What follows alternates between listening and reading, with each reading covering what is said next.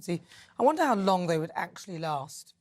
Then Judith says, if the allegations made against Dominic Raab are classed as bullying, then heaven help any manager who has shouted or swore at any employee over the years. If an employee now decides that they are bullied, yes, true, isn't it? If you can go back 2.5, 4 years, I'll see if anyone's upset me.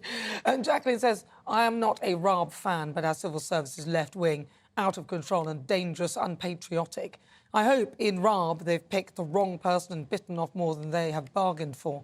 Yeah, let's hope so. But you think Rishi would like, you know, sort of take off his Prada shoes and sort of get behind him, but no. But right now it's time for Climate Control, discussing the latest on climate change. According to Britain's biggest car online marketplace, Auto Trader, people's interest in electric cars has significantly dropped due to the cost of living crisis and rising electricity costs. Now, the government has also ended grants for those types of vehicles, meaning the cost effectiveness per mile has decreased. And that's as figures show that battery-powered vehicles are more expensive than petrol or diesel at around about 37%. So will the public make the switch to electric cars, or is the government on a hiding to nothing? I would have thought that's quite obvious. But joining me now is Lois Perry, Director of CAR26, Jim Dale, meteorologist, and Angela Knight, CEO of Energy UK. Right, so I'm going to start with Lois, actually, with regard to the old electric car. Now, look, we've been told that the electric cars are a good idea. What's your view of them?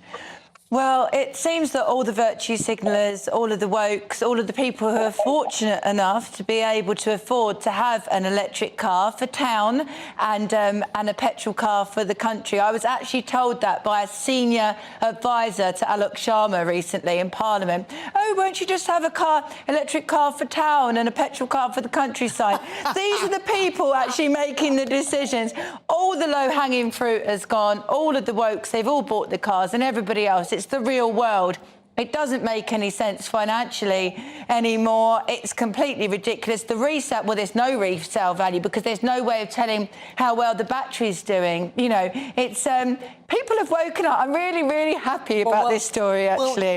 You know, Angela Knight, is this the right thing to be doing, electric cars? Surely there's better alternatives. There seems to be, they don't seem to last that long, and there seem to be issues.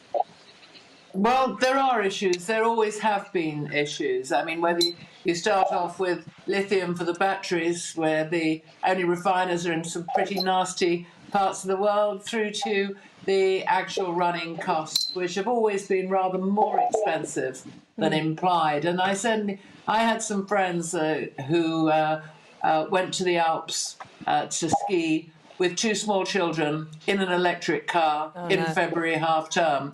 Well, it took them more or less they had to plug themselves in about 4 times, and it took them several hours longer than their other friends who drove in an ordinary car.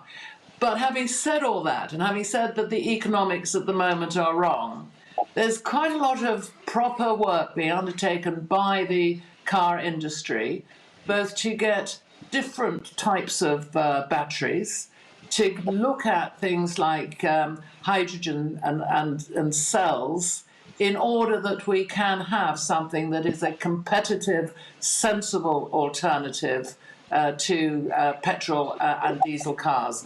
And I'm all up for that.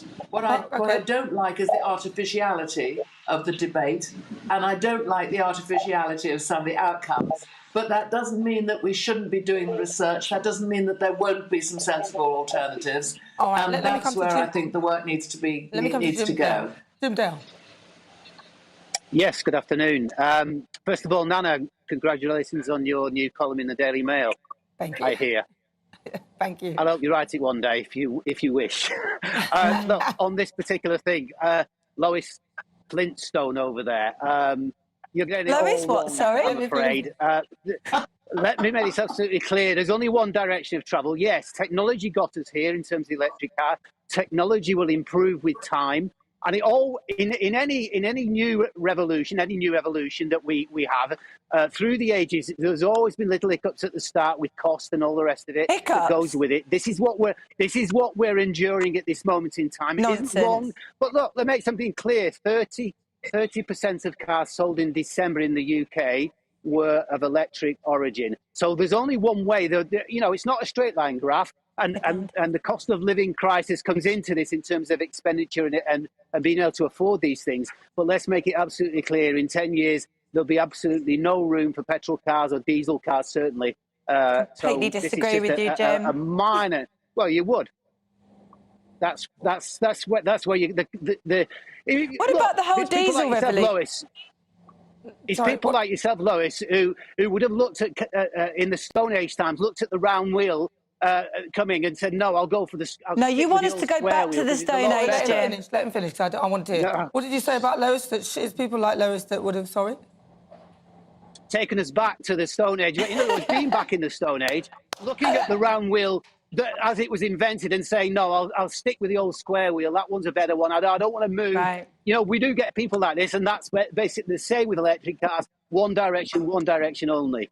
Oh, did you hear that? One direction on a square wheel, Lois. Should have gone for the square wheel. Well, the irony is obviously completely lost on Jim, that it's the Stone Age that I believe people like him. I'd never say that, funnily enough. That's a little bit rude, but people like you, to use your own phraseology, Jim, I believe, and a lot of people believe, you want to take us back to the Stone Age. I'm not a Luddite at all, but if you have technology that doesn't work and is based on a false premise in the first place, which I believe that it is, with batteries that you have to replace, no resale value, let's be honest. Your Marxist ideology is at the heart of all of this. And, you know, you don't actually want us to be driving. This is about not driving. Angela, could we not carry on, Angela, but we've got about 30 seconds left. Could we not carry on with our combustion engines, but with zero carbon fuel? Is there such a thing? Synthetic.